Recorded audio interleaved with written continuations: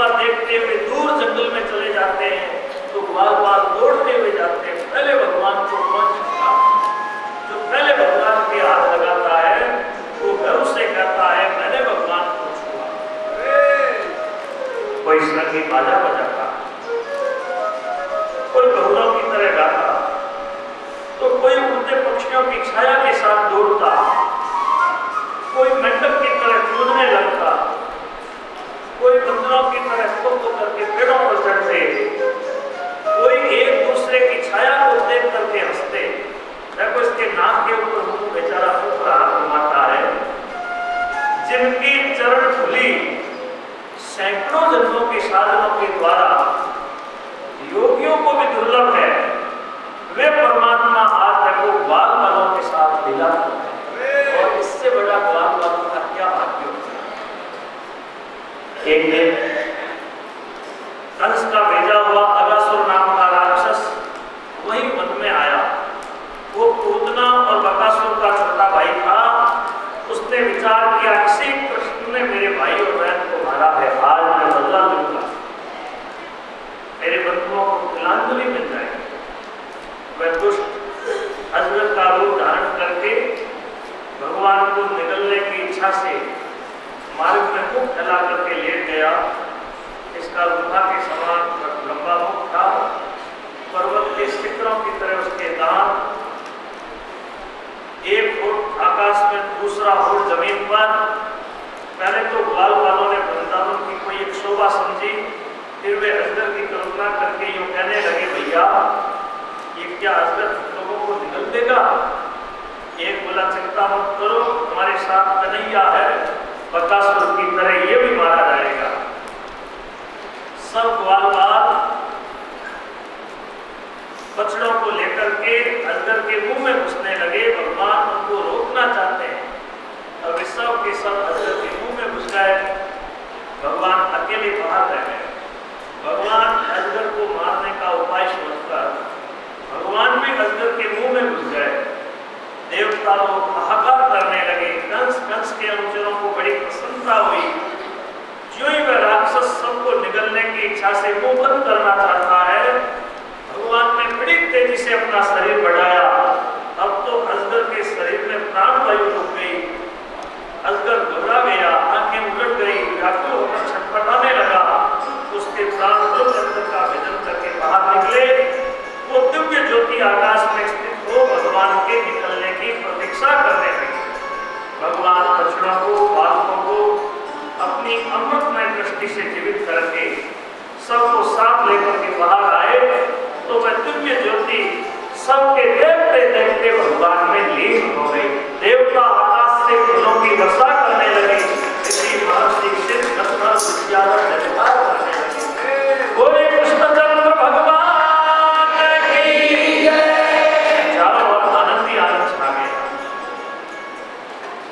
ये मांगलिक मुनि भगवान की लीला शक्ति की इच्छा से सुदूर लोक तक पहुंच गए।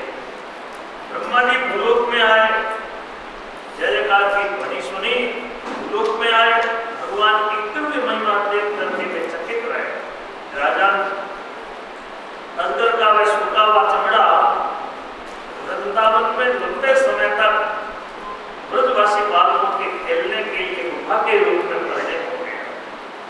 भगवान की कुमार अवस्था की ये लीला बालकों ने एक वर्ष बाद में वृंदावन में आकर के गई। राजा परीक्षित ने पूछा महाराज एक वर्ष तक सब ग्वाल कहाँ रहे, इसमें भी कुछ रहस्य है, आप कारण बताएं। सूत जी महाराज बोले हे ऋषि लोगों, जब राजा परीक्षित ने पूछा है, सुखदेव जी महाराज भगवान के ध्यान में मग्न हो गए, समाधिस्थ हो जाते हैं। देखो भागवत की भाषा समाधि की भाषा है। कहने वाला कहते कहते समाधिस्थ हो जाता है, सुनने वाला सुनते सुनते समाधिस्थ हो जाता है। सुखदेव जी महाराज समाधिस्थ हो गए। धीरे धीरे जब वही ज्ञान हुआ तब वे उत्तर देते हैं, राजन तुमने बड़ी सुंदर बात की। भक्तों का ये स्वभाव होता है कि वे कथा सुनते हुए अपने प्रश्नों के द्वारा क्षण क्षण में कथा को नवीनता देते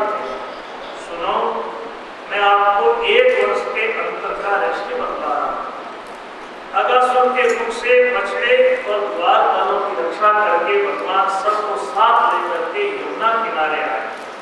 बोले मित्रों, यमुना जी का कैसा सुंदर पट है, कोमल घास, कोमल बालू रेत, पक्षी कलरव कर रहे हैं, भवरे गुंजार कर रहे हैं। मेरा विचार है आज ये यमुना किनारे पूजन करें। दिन भी चढ़ गया है, भूख भी लगी है, बछड़ों को जल पिला करके हरी हरी घास में चढ़ने के लिए छोड़ो। ग्वाल वालों ने कहा हाँ भैया ठीक है, ऐसा ही। ग्वाल वालों ने बछड़ों को जल पिलाकर हरी हरी घास में चढ़ने के लिए छोड़ दिया। अब वे ग्वाल वाल भगवान के सामने मंडल बना करके बैठ गए। अब सबके सामने तो भगवान का मुख होना संभव नहीं, लेकिन ठाकुर जी ने क्या लीला की, सब ग्वाल वाल ऐसा देख रहे हैं कि भगवान मेरे सामने मुंह करके बैठे।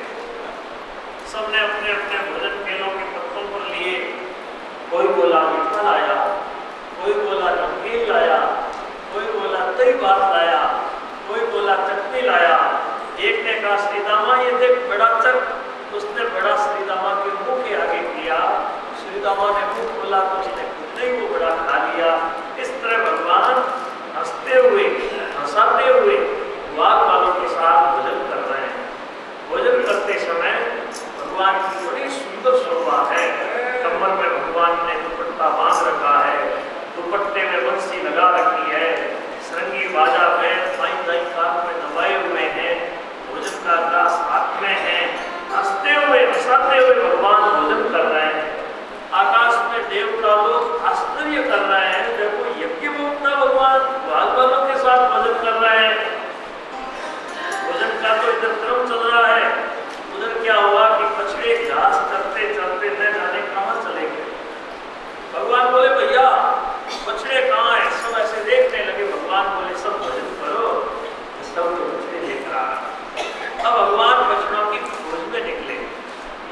पहाड़ की गुफाओं में देखा, कुंज वन में देखा, वहीं बछड़े मिले थे। यमुना किनारे आए, बात बात मिले। पहले तो ब्रह्मा जी ने बछड़ों को बुलाया। भगवान बछड़ों की खोज में गए तो पीछे से ब्रह्मा जी ने ग्वाल वालों को बुला लिया। भगवान हरि सर्वज्ञ है, सब जान गए, ये सब काम ब्रह्मा का है।